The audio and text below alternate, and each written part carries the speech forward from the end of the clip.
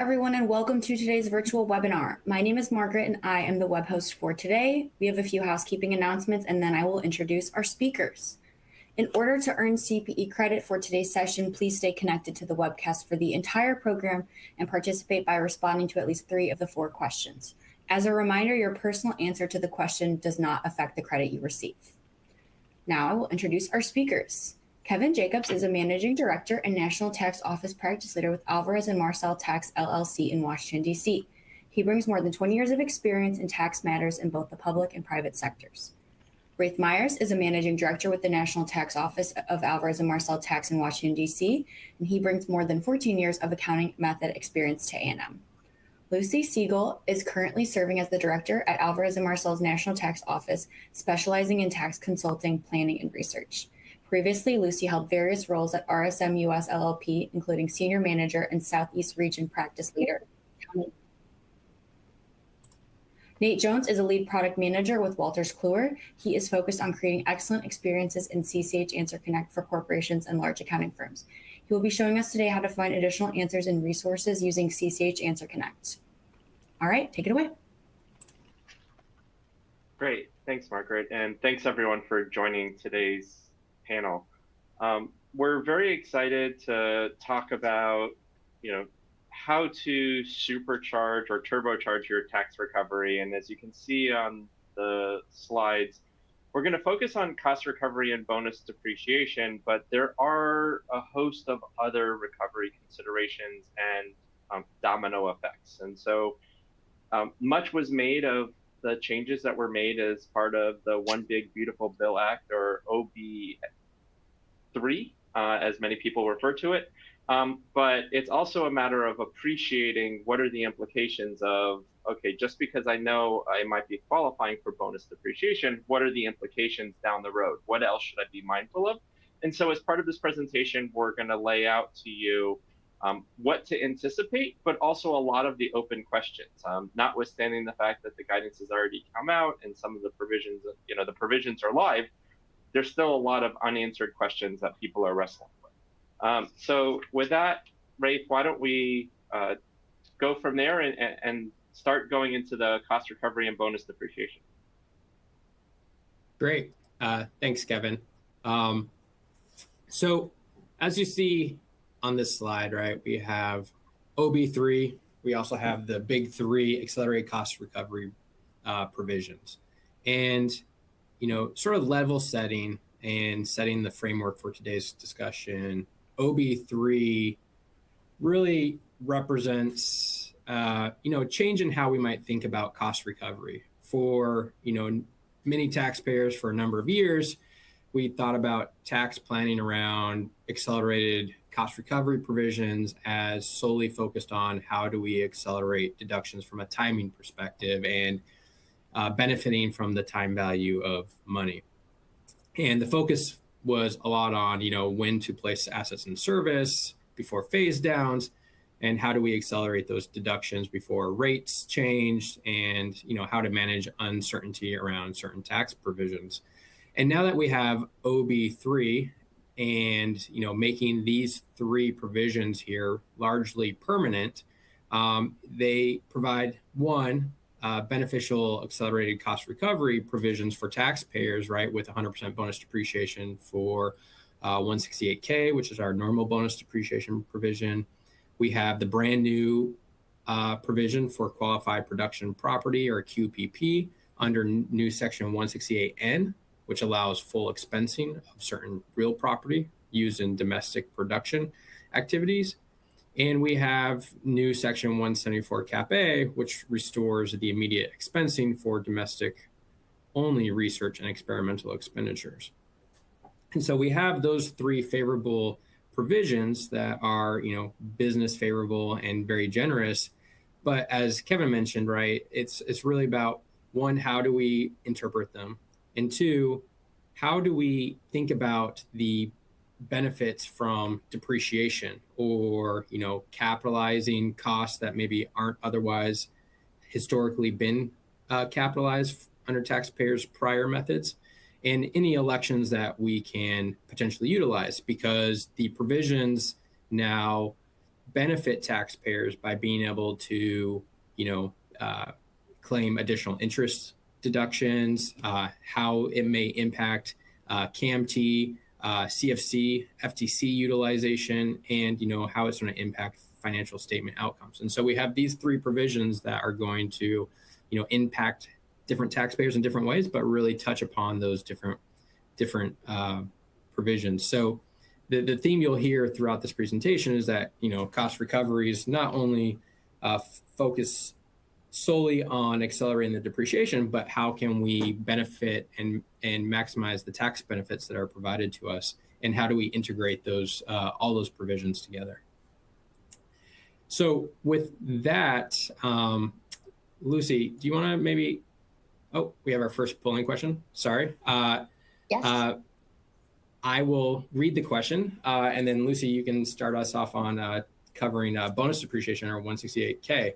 But for the polling question, which of the following OB3 changes most significantly affected your 2025 taxable income? There's bonus in 168K, 168N, 174 Cap A, 163J, and then we have the 898C2 repeal, which is the termination of the 1-month deferral rule for CFCs. So while respondents respond to that, Lucy, why don't you kick us off with bonus depreciation?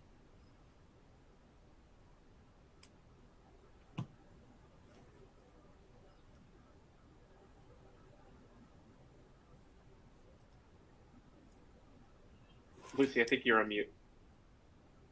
Sorry, I muted and unmuted and then muted again.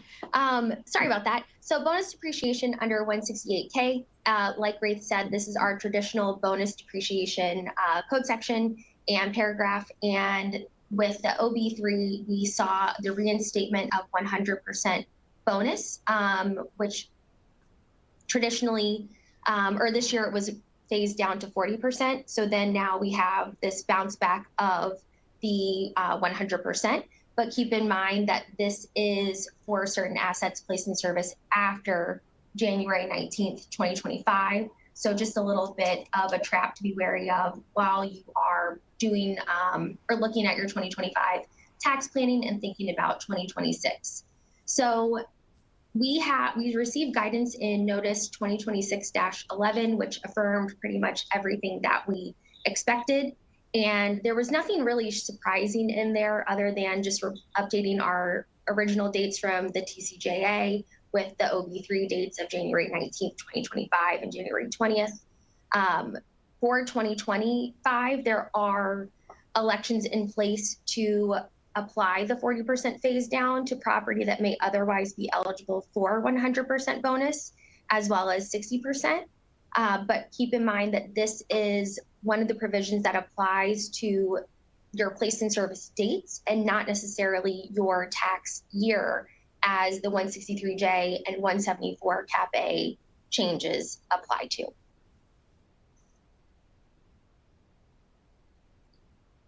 And nothing with this change with respect to ADS. I think that's an important point to highlight. So the 100% rate is permanent now again, and that will be for anything in January 2025 and forward. And we have, as a reminder, the bonus is your general rule. So if you are going to elect out, that is an affirmative election that must be made, whereas bonus is going to apply to property that is otherwise subject to bonus. And Raith, you want to go through the acquisition rules? Yeah, great. Thanks for setting the stage, Lucy.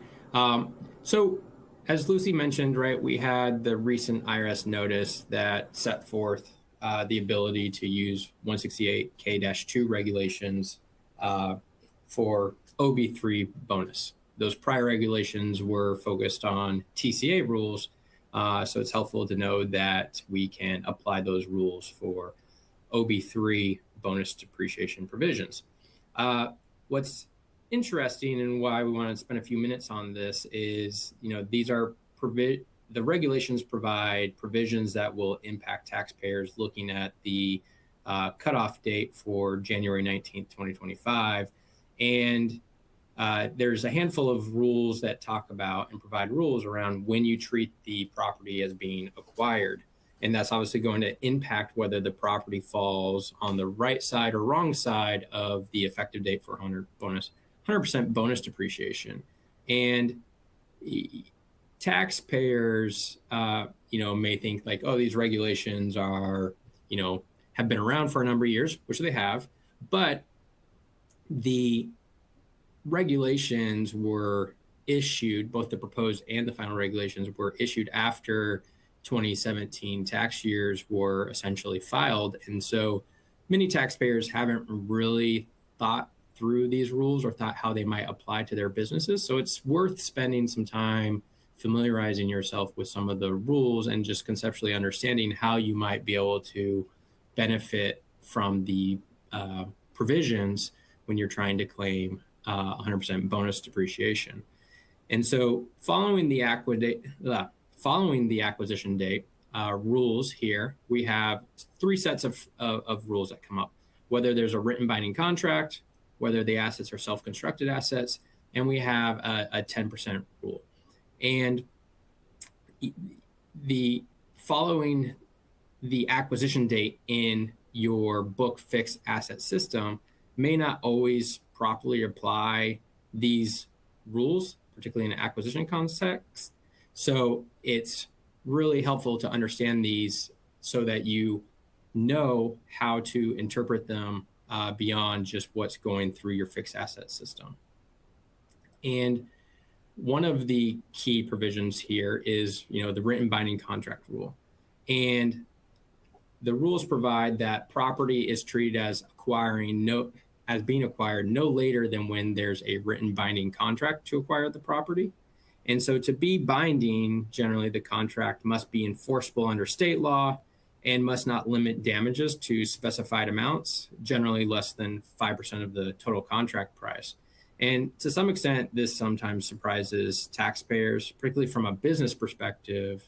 A contract may feel binding, but from a tax perspective, due to various termination rights or liquidated damage clauses, the analysis could differ from how you might think about it from a business perspective or how it might be implemented from a book's perspective. And so the regulations in -2 clarify that contracts can still be binding if they're subject to conditions, so long as those conditions are outside the control of both parties. For example, a condition requiring regulatory approval will not necessarily prevent the contract from being a binding contract, or the fact that insubstantial terms remain to be negotiated will not negate the contract from being considered a binding written contract by the parties. And so that can certainly impact the application of these rules. Another area that we see catches some taxpayers off guard are supply contracts. While a supply contract that does not include the amount or design specifications generally will not be considered to be a written binding contract, but an agreement that states the design specifications or provides a purchase order for a specific number of assets under the contract is going to be treated as a binding contract and would need to be evaluated as to when that contract is entered into, when it does become binding, as for whether that property that's being acquired will satisfy the bonus depreciation provisions. The other set of rules that are relevant and taxpayers should be thinking about are the rules for self-constructed property and components of property. So for self-constructed property, you see here in the -2 rules, properties treated as acquired when physical work of a significant nature begins. This is a fact and circumstances analysis, but generally preliminary activities such as the design and engineering or permitting generally do not count on their own for being considered a significant nature. There's also a 10% safe harbor. So if more than 10% of the total construction costs are paid or incurred, the property will be treated as acquired at that point that you exceed the 10% safe harbor or threshold. The regulations also have provisions around components of self-constructed property. And really what the regulations provide is they allow large projects to potentially be broken up into components, which may be tested separately. And taxpayers have to make an election to treat the components as separate qualified property. But the benefit here is that although the entire property may not qualify for bonus depreciation, there may be opportunities to qualify a smaller subset or set of components as eligible for bonus depreciation by utilizing the election provided under -2. And so it really starts to provide, and you can see where taxpayers might have benefit to do additional analysis and scrub to identify portions that may be eligible for the 100% bonus depreciation. And this flexibility can unlock, bonus depreciation and increase, the benefit that taxpayers might be able to achieve. Yeah, and I think, Ray, just to chime in, one of the things that's important, and I think you noted this, but it's important to really stress is because of how they changed 168K and saying, okay, there's a bright line in the sand as to, the January 20th, 2025 date, there is a trap for the unwary, not only for 2025, right? There's the, okay, well, in 2025, when did I actually buy it? But because of the, the written buying contract and the self-constructed assets, depending on if it's long production times, this can be going on for many years. So it's not just a one-time transition rule. Now is a time that taxpayers should not only be examining their 2025 purchases, but they should also be examining all of their other assets and their contracts, because it's quite possible that contracts that were entered into in 2025, for which they're going to get delivery in 2026 or beyond, they may not be eligible. And so it's not safe to just assume that that's the case. So that's where I think, your component election is really important. But then the written contracts, you start thinking through, well, maybe we change the contract or try to modify it so that way you can actually benefit from it. So it's an important point, and I just wanted to further drive that home for the audience to say, it's not just a 2025 transition rule. It's really a trap on a go-forward basis.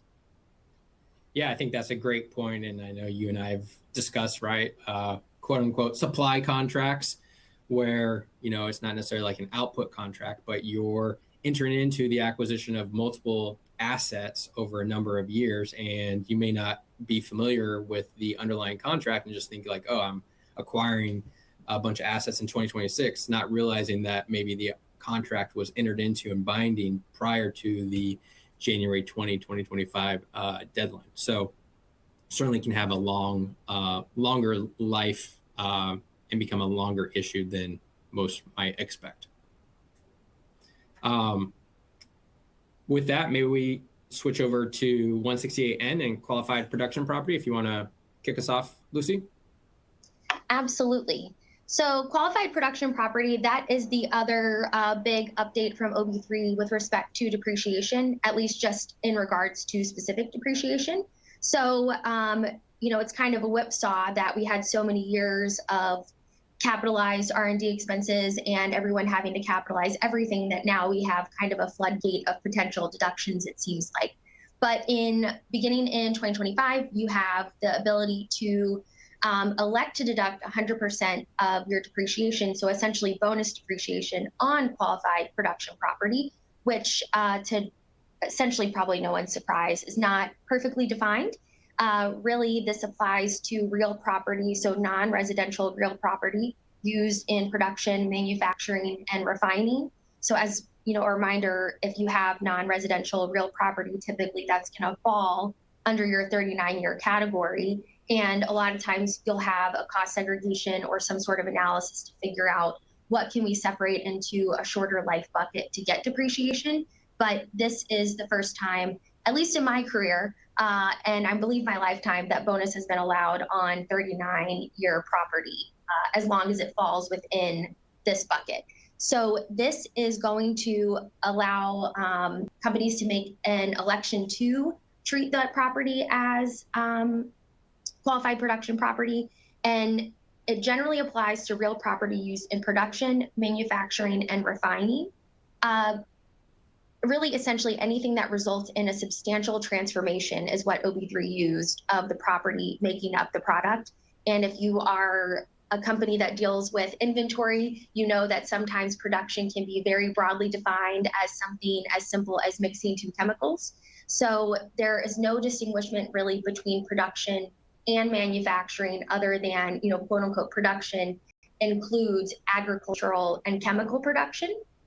And then there's no specific definition for substantial transformation, but OB3 does direct you to Section 954 and the regs thereunder for more information on what that might be.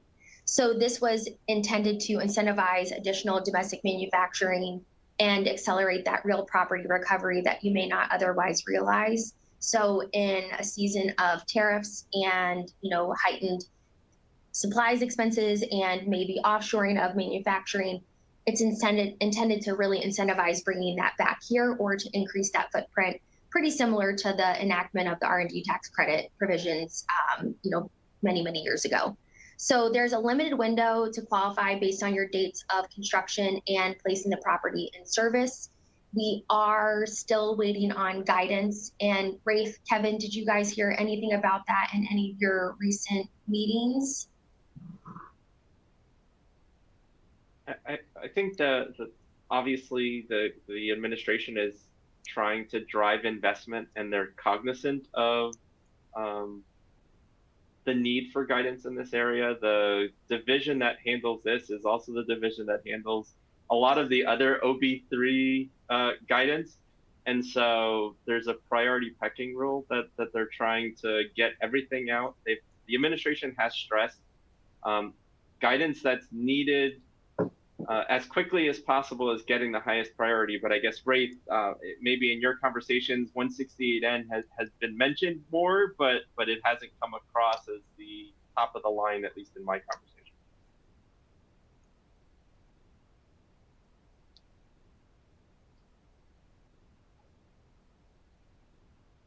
Rafe, you may be muted. I was definitely muted. Yeah, from a methods perspective, this is obviously a higher priority item, but in all of OB3, I don't know where that lands in the entire pecking order. But certainly, right, the government has acknowledged that guidance for QPP is a priority. They recognized and continue to recognize that investing in a production facility takes significant lead time, and it obviously is very helpful for taxpayers who are trying to evaluate investing in these large capital expenditure projects, having certainty around what those rules are. And so they recognize that this is a higher priority item, and that they're working through guidance and issues that remain unanswered from the statutory provisions. Thank you. I know that people are always asking me about guidance and everything. So, and I'll let you take it away on your statutory requirements, which you were probably getting into. Yeah. So as we, Lucy hit a number of these, but these are the general high-level statutory requirements on this slide. And as Lucy mentioned, going through hitting a few of these, right? We have original use must commence with the taxpayer, so that's a little bit different now from current bonus rules. We have the construction must begin after January 19, 2025. So whereas and ends on the qualification date ends on January 1st, 2029. So in contrast to regular bonus depreciation or 174 Cap A, right, we have a limited window to qualify, and the property has to be placed in service before January 1st, 2035. And so there's a few other requirements here that we don't need to hash out, but I do want to highlight that there is, language that provides that the lessee generally does not qualify. So certainly makes leasing structures a critical planning consideration, barring any future guidance that might come out stating the, an alternative path for taxpayers to claim 100% depreciation on QPP if you're leasing it. But with that, as Lucy mentioned, there is a election, requires an election. I don't know, Lucy, if you want to just quickly cover the elections for QPP. Yeah.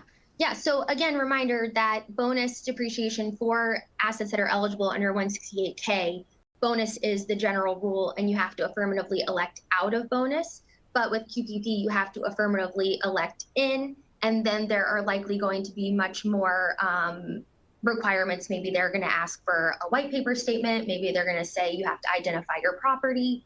But again, the guidance is forthcoming on that. And it would probably be a pretty quick turnaround if somebody built something and got it all up and ready by the end of 2025. But that's not to say there aren't super fast construction crews out there. So if you are looking at this for 25, I assume that there will probably be some provisions in any future guidance that say, if you claim depreciation and noted it, or you made reasonable efforts to comply with the rules, there might be some transition guidance in there. But just keep in mind that this is something you have to opt into rather than out of. And then it also brings up, just future planning potentially with recapture, how things were sold, like Ray said, with leasing. So I think we can move on to that piece unless you have something else to add. No, I think hitting the recapture rules quickly next makes sense. As Lucy mentioned, right, QPP 168N comes with a recapture regime. So essentially, if within 10 years the property stops being used as in a qualifying activity and is used in a non-qualifying way, they're going to trigger recapture. And essentially, under the recapture rules, the property is treated as disposed at the time of the change to non-qualifying activities. And the recapture rules will generally follow the Section 1245 principles and result in ordinary income for the taxpayer. And then taxpayers will have to recompute their basis and begin depreciating the QPP going forward. So, the point is that the QPP rules, sort of require a long-term operational commitment for the use of the property, and is not just going to be solely a, short tax benefit, but will require long-term operational commitment from the business to use the property in a qualifying activity. The recapture rules, as well as some of the undefined terms that Lucy mentioned, right, are a number of the unanswered questions and considerations that taxpayers are thinking through as we await additional guidance. Continuing on the recapture provisions here, right, how do you determine basis and recompute the depreciation after the change in use? For example, do you expect the, year 7, if you have a change in use, do you continue to depreciate over the remaining 39 years or 32 years, or do you have to recompute the depreciation basis over 39 years? And, what happens if you temporarily remove the service or have a de minimis change in non-qualifying use for a portion of the building? So certainly questions around recapture. There's a number of undefined terms here on the left-hand side that Lucy highlighted at the beginning. When does construction begin? There's a binding contract rule. You would think that maybe you would look to some of the rules we covered in the -2 regs under 168, but certainly not certain at this point in time. I think depending on the type of qualifying activity or production activity that a taxpayer might be involved in, the substantial transformation is, potentially very impactful for taxpayers, particularly if you are in a production activity that might be classified as, I would classify as a, high technical assembly area, just because when you look at the 954D regulations, there's sort of three tests: substantial transformation test, there's an operations test, and substantial contributions test as well, for the three ways that a taxpayer might be considered to be in a manufacturing or production activity under 954D. And, there's a question as to whether a substantial transformation would only look to the substantial transformation test under those 954-3 regulations. If so, certain activities like auto assembly and engine assembly would get kicked out because the regulations provide that those do not qualify, which would be, very impactful in a negative way for certain industries. On the other hand, right, if you look at the statute, it doesn't define the term, and it instead defines the guidance to be consistent with 954D. So there might be a path to include, those sort of technical assembly type activities as being, a manufacturing or production activity consistent with the 954D rules, notwithstanding the fact that the statutory provisions in 168N use the term substantial transformation, because under 954D, there's multiple tests that a taxpayer could qualify as a manufacturing or production activity. For example, in the substantial operations test in those regulations, right, automotive assembly and engine assembly do qualify as manufacturing, production, or construction of personal property. And so there might be a pathway to pull in those activities. But again, we'll have to wait and see for the potential guidance to come out. I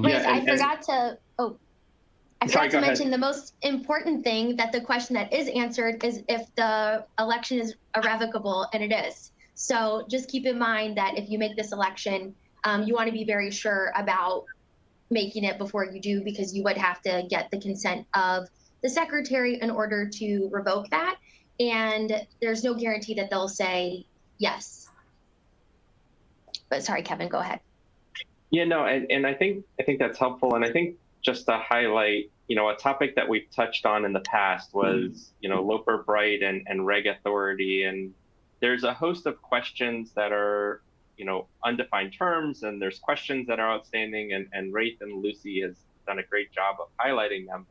It's important to note that here Congress did have an explicit grant of authority to Treasury, and they pretty much allowed any regulations or other guidance as may be necessary or appropriate to carry out the purpose of the section. And so, there is a broad grant of authority. Now, people are still wondering how far that will go. So, for example, as noted, in 168K, there's the original use, but there's also the ability to acquire used property. The statute doesn't go so far in 168N. Is it possible that Treasury will try to use their broad grant of authority to say, we also think that the acquisition of used property should also qualify under the similar provisions as 168K? Personally, I think that might be a harder reach, particularly because 168K has specific carve-outs, but at the same point, these are the types of questions that people are always wondering, as far as there's the first level questions of this is what the statute provides, what does it mean? And then there's the second level of just how far is Treasury going to go in trying to help the administration achieve its goal, which is to further entice the development in the United States. And then you have the third level, which is of everything they do, how much, if any of it, could be subject to challenge, knowing the current regulatory landscape that we have. When I was in the service, there was always this, these questions as to, well, if it's taxpayer favorable, is that a different standard than a non-taxpayer favorable? I won't go into the answers that were given, but a lot of people always, at least when briefing the service, raise the issue of, well, do we on the outside think that there's concerns if it's always taxpayer favorable? And what I learned when I was at the IRS is, while you think that it's always taxpayer favorable, you might find someone that objects. And in this current climate, obviously, paying attention to, is there actually authority? And again, you have to look at how broad the authority is in 168 and 7, but what they want to do with it is going to be something that obviously everyone is continuing to scrutinize, as we've seen Treasury say, well, we put out this guidance in the past and we don't think that we had authority to do it. So authority is something that they're paying very close attention to. And so we're mindful of that as we're thinking of all the unanswered questions. That's great insight, Kevin. Thank you. Before we move on to 174 and 174 Cap A quickly, polling question that is up. How many medals will the U.S. win in the 2026 Winter Olympics total? There's, A through E, different amounts. So see how accurate everybody's crystal ball is over the next week. With that, Lucy, do you want to touch on, while we leave this up for a minute, do you want to touch on 174 and 174 Cap A? Yes, and choose wisely, people, because their U.S. has already won 21 medals. I Googled, and that's the count as of yesterday. So they could have already won some this morning. But yes, 174 and 174 Cap A, switching gears a little bit from tangible property to everyone's favorite research and experimentation capitalization provision. So if you'll remember, pre-TCJA, you were allowed to deduct your research and development expenses, research and experimentation, however we want to refer to them. And as someone who worked in R&D tax credits prior to TCJA, I can tell you that I had questions about 174 maybe 5 times total. And a couple of those times were from the IRS when I was working with a client in CAP. So it was really not top of anyone's mind unless they found out that they were following book and capitalized costs. We had a lot of method changes that caused people to accelerate those. And then TCJA came along and said, nope, you have to capitalize everything, including software development, which was excluded from basically any guidance other than an old 2000 revenue procedure prior to that. So we're reverting back under OB3 to partial capitalization. It's still required for foreign expenditures. And this is for tax years beginning after December 31st, 24. So again, unlike the bonus depreciation rules, this applies to your tax years. So pay special attention to if you have a fiscal tax year or if you are considering changing to that, because you can get easily tripped up with the rules. And it's not a bright line test that says expenses incurred before this date of within your year are eligible for deduction versus capitalization. So under 174 Cap A, as introduced by OB3, you are now permitted to electively capitalize or deduct your domestic R&E expenditures, as well as accelerate your unamortized domestic R&E expenditures from years 2020 through 2024. So this is going to be available to you for December 31st, 2025, tax years ending then, as well as December 31st, 2026. You can elect to take them over 1 year or both, or not at all. And then one item to keep in mind is just interplay with your other provisions. So 163J calculation switched back from EBIT to EBITDA in 2025, and all of those 174 amortization expenses, those can get pulled into that calculation, which decreases your limitation and allows for more interest to be deducted. So definitely something to consider if you're teetering on the edge of being taxable and not taxable. Would it be more beneficial for 26 based on current projections to spread those over 2 years? Do we want to electively capitalize? And there is guidance in Notice 2025 RevProc, 2025. Rafe, remind me, I just lost the number. 2025-8? I thought it was. I want to say? That's right. Yes, okay. Oh, 28. I was right the first time. I was confusing myself. 2025-28 introduced guidance around what to do with your your procedural guidance with what do I do with my expenses that I capitalize under TCJA? How do I fix this moving forward or comply with OB3? And that was the most recent piece of guidance that we got, which was later in 2025. So we're still waiting on additional guidance, which maybe it'll get incorporated into the automatic change procedures, which that RevProc should be released anywhere between April and late May, maybe early June at the very latest. So for now, just keep in mind that those are the provisions that are in place to help you transition from TCJA 174 to OB3 174 Cap A. And again, nothing has changed with respect to the foreign expenditures. That's a great overview and highlight of a few corollary impacts on 174 Cap A, Lucy, as we sort of move into sort of the potential lightning round here on additional cost recovery considerations. Do you want to sort of kick us off on what sort of, now that we've covered all the big three cost recovery provisions, sort of like some of the considerations and potential corollary impacts beyond just the 174 Cap A that you mentioned? Yes. So number one, biggest thing to remember is that your classification matters. All deductions are not created equal. How those deductions are classified is very important, very similar to how you would want to classify income and get a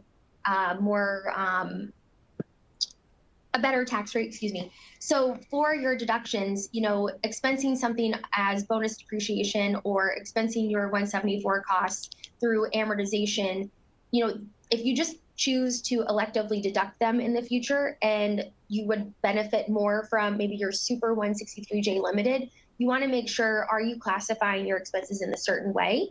Because you're still going to get to deduct those. It's just they're going to be classified differently and may provide a benefit in other parts of your taxable income calculation that maybe you wouldn't otherwise think. So often people say, oh, deductions. But in this case, it really does matter for those purposes. Does it help you to recover an expense in the future versus now? Are you still in NOLs? Do you expect to be taxable? Would it be better to have that benefit in the future? Can you do something now and then maybe plan for an accounting method change to recover some of that extra depreciation or basis that you haven't depreciated yet in the future? All things to consider, and there is a little bit of flexibility there. Unless you make an election that is irrevocable, then there's a little bit less opportunity there. And then with respect to just other considerations, again, keeping in mind all areas of whether it influences anything with respect to foreign tax credits, or if you have BEAT, if you're subject to BEAT, if you have assets that you're considering disposing of, does the recapture matter? So I would think about those items, especially with recent CFC changes under OB3, which Rafe will discuss in a little bit more detail.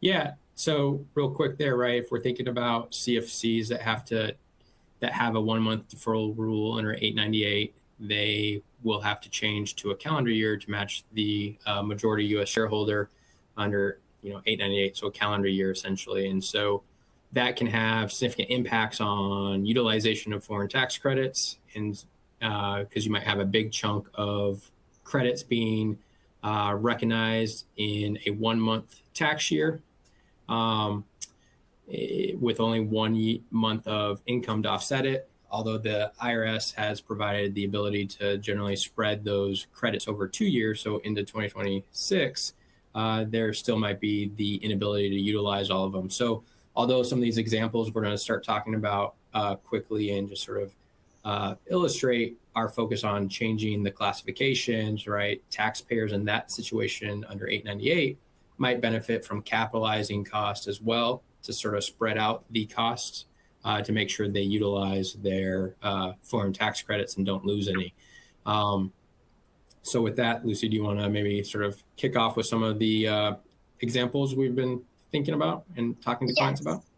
Yes, thank you. And since we're running a little low on time. I'll go through these two really quickly, and then we can get to the meat of the issue. So we do have, a lot of people are more familiar with 263 Cap A. If we have any manufacturers or resellers on the line, you will probably be familiar with that, and it might be the bane of your existence, not uncommon. So we also have 263 little a, which allows for the capitalization or allows and requires for capitalization of costs related to the acquisition, production, and improvement of tangible property, as well as intangibles. That is also in there, which we're not covering today. But for example, if you have a firm that is helping you, do the negotiations to acquire a piece of property, or you're doing investigations, those are costs that you would generally have to capitalize into the cost of that property. And then items like employee compensation and overhead costs, as well as some de minimis costs, are typically excluded from that requirement, but you can elect to capitalize those. And that is on a contract by contract basis or acquisition basis. So just because you did it for one property doesn't mean you have to do it for another, but it does give you one more opportunity to convert what would otherwise be a deduction to depreciation, and then that might benefit you in other ways. And with 100% bonus on property and component tests, you might be able to get 100% bonus or amortization with respect to those items in the year. So that is under -2. And under -3, you have amounts paid to improve tangible property. So these can be your repairs costs, which, we had the tangible property regs back in 2014, which people made changes to, and some taxpayers have followed what they changed in that year to, the T or to a T, while others sort of changed and reverted back to either capitalizing those or deducting them, but maybe without as much attention paid to it, because those costs would not have otherwise been eligible for bonus if made to real property, for example. So that again brings up unit of property determination, what's an improvement, what's a repair, what is actually, extending the life of the property. So all things to consider, but all under 263 little a. That's right. And, as you're looking at the 263 little a, right, repairs, improvements, one of the analysis is units of property, which are on this slide, right? It's the beginning of your analysis. And when you have to apply the improvement and repairs analysis to the unit of property, which we have here. But one of the things we wanted to highlight is just sort of partial disposition elections, and where taxpayers maybe had focused on repairs, partial dispositional elections might be more favorable for taxpayers, while you take deduct the disposition and have to capitalize the full basis of the replacement property in the improvement restoration rules. As we see on the next slide here, you actually might get a better answer, both from a total deduction perspective, right? The bottom row is where you take capitalize the amount as an improvement, but with bonus depreciation, you get a higher total deduction amounts, and then the total depreciation amount is also higher, which would help you from a 163J perspective. There's some other considerations to think about around, general asset accounts, safe harbor elections. So, you got to think about it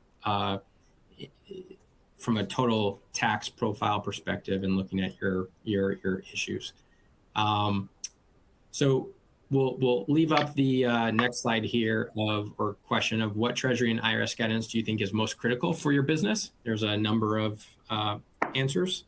So choose. We'll leave that up for a moment, and then we will move ahead and start to think about some of the other corollary impacts. And I really want to focus on 163J here for a moment,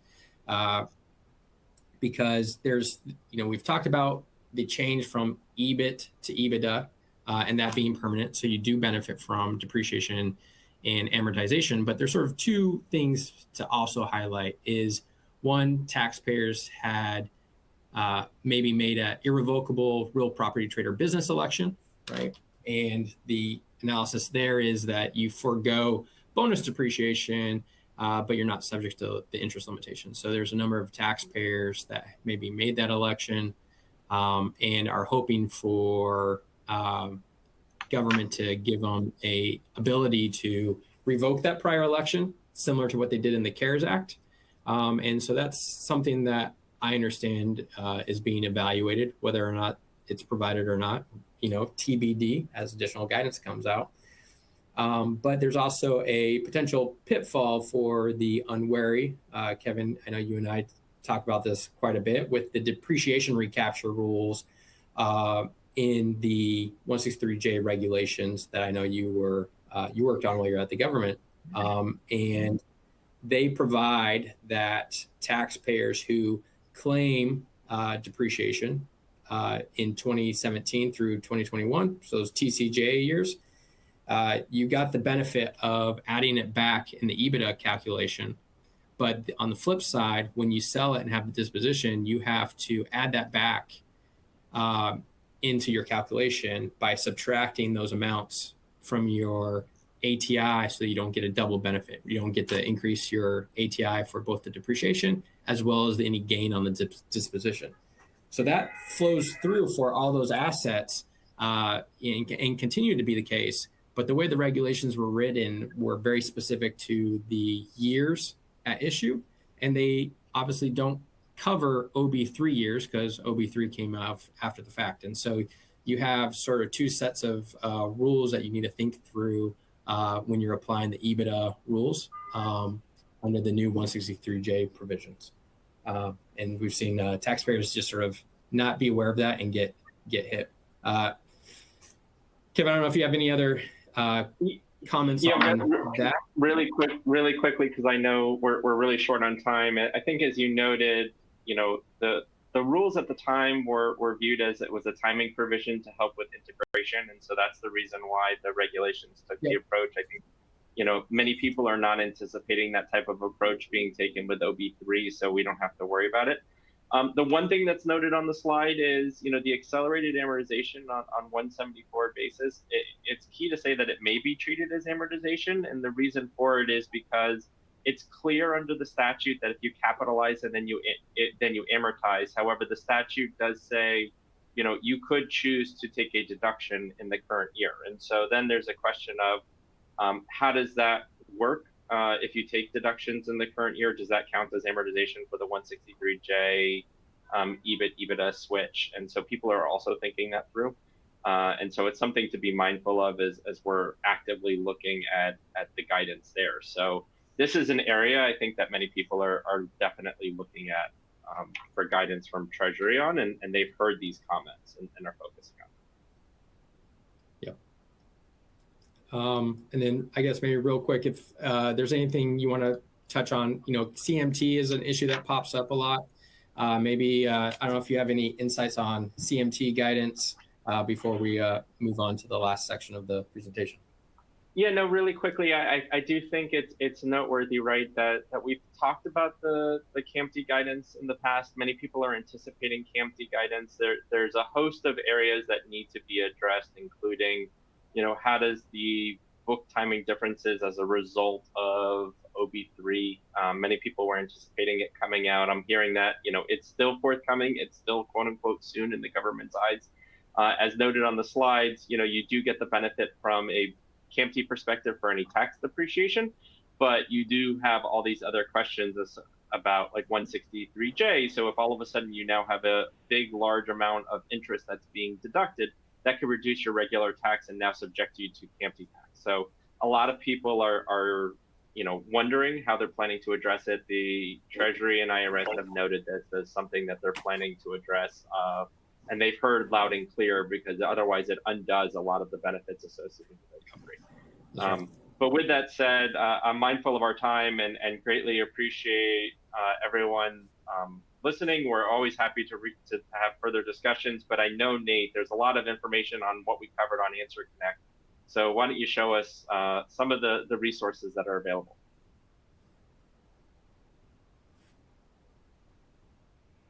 Absolutely. Absolutely. Thanks, Kevin. And thank you all again for the presentation here. I always really enjoy sitting through and just kind of getting to learn about all of the ins and outs and the intricate nuances of, kind of going through the actual law itself, but how do you translate the law into the actual practice that we all have to do on a day in, day out basis. These conversations are always just really interesting in that regard.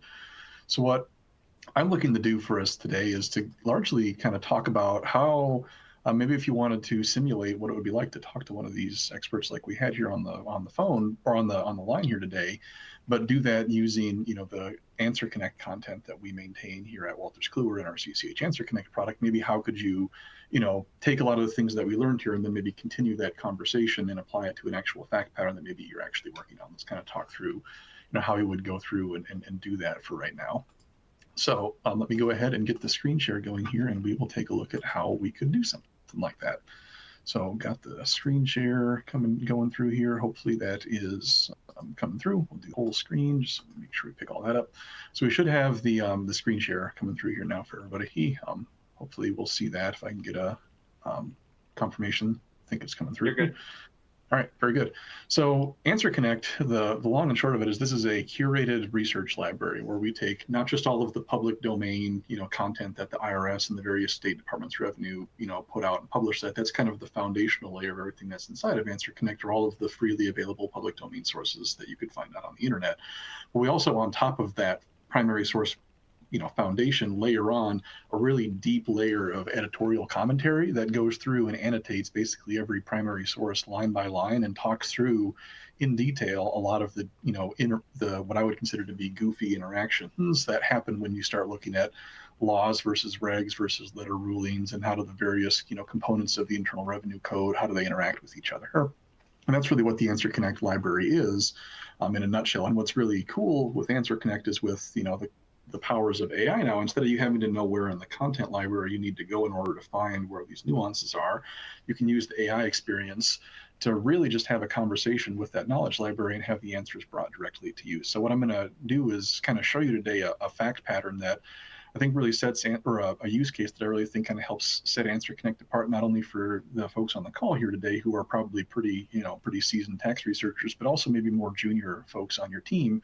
who are maybe getting into some of these, more in-depth concepts for the first time. So what we're going to do is actually start a, hypothetical research journey, not inside of Answer Connect, but where a lot of people generally start a lot of their research, especially when they're more junior, which is just in a general search engine. So I would come out to the search engine here and ask a question like, I like this one, what are the super 163J rules under OBBBA? This is kind of one of the topics that we talked about today. So if I go out into a search engine and run a search on that, most of the search engines nowadays will return, a general AI overview on the top that a lot of people kind of use to start their research process. But with Answer Connect, with CCH Answer Connect, we actually have a browser plugin that will take whatever search you typed into your general search box up there. It will actually take that same search query and then run it through the Answer Connect content library in this little window that we see down here. And what's really powerful about this is if you wanted to continue this conversation, all that you have to do is just click on this View All Results in CCH Answer Connect. What that's going to do is take that same search string that we put into the search engine, and it's going to take that, open up Answer Connect, go to our, our conversational AI workspace view that we have in there. And what it's going to do is just start a brand new conversation with exactly that search string in mind. What are the super 163J rules under OBBBA? And what that's going to do is then take that search string and then run it through all of the content library inside of Answer Connect. And what's really nice about, the Answer Connect AI is that it only returns, answers that are grounded in the editorially curated commentary that we have. And if you want to see the thoughts behind, kind of all of the various documents that basically, the AI was parsing through when it was trying to find its answer and stitch together its response, those are all going to be listed in there. And you can see kind of the overall answer that it put together, as well as, exactly, which documents these answers came from. So in this case here, this part of the answer came from the, explanation that we wrote about the One Big Beautiful Bill Act, specifically around the business interest deduction. And each one of these are kind of cited separately, and you can see, which of the various documents, created which part of the answer. So that this isn't something that the AI just made up. It's all basically a summary of content that our editorial team has already written. You have all of the sources also listed separately down here. Then we also call out the various primary sources available for you to kind of click into as well. And what I'll point out that's really, I think, kind of powerful about this is if you were to click on one of these sources and maybe you want to read into this with a little bit more in detail because maybe you want to continue your research, if you click on that link, it will open up, in another view, basically the document in the content library. So I'll draw your attention up here to kind of the breadcrumb trail across the top of the screen. As this kind of loads in, you'll see where in the content library we are. We're inside basically our federal topics or our federal research library in the business and deduction section on the article about business interest deduction. In general, you can see which member of our editorial team maintains this article on a daily basis. You can go through, read the article from here. And then what's really powerful is if you go back up to the top of the screen and you click on this AI assistant, all of your search threads that you kind of maintain over time are all stored right in here. So if you wanted to read the article and then pick up, basically the original conversation that you started, you can just click on the link over there or the conversation, open it up, and then you can continue your conversation from there. I'll just, in the interest of time, just paste a quick one of these in, and we'll kind of take a look at it from there. So I'm just asking it now to go through and just kind of walk me through an example of how the Super 163J rules would impact a company with South American manufacturing operations in a pre and post OBBBA world. So I can basically read the article and continue my research here, and then it'll go through, and again, the AI will give me kind of the pre and the post rule summaries just right there. And you can kind of continue your research, kind of understand everything, and take it from there. So I know we're at time here, so I want to be cognizant of that. So I'll stop sharing now, and then Margaret, toss it over to you to close us out. All right, thank you everyone. That wraps up today's webinar. We've got one final polling question. If you would like to learn more about what Nate just showed us, I want to thank everyone for their participation. Thank you to our speakers. And as a reminder, this final question's answer will not affect your CPE credit eligibility, but as long as you responded to 3 out of 4 of the questions posted today, you will receive your credit within a week, 7 business days. And this webinar has also been recorded. You will receive an email with access to the link within 24 hours. Thank you all so much for attending, and have a great day.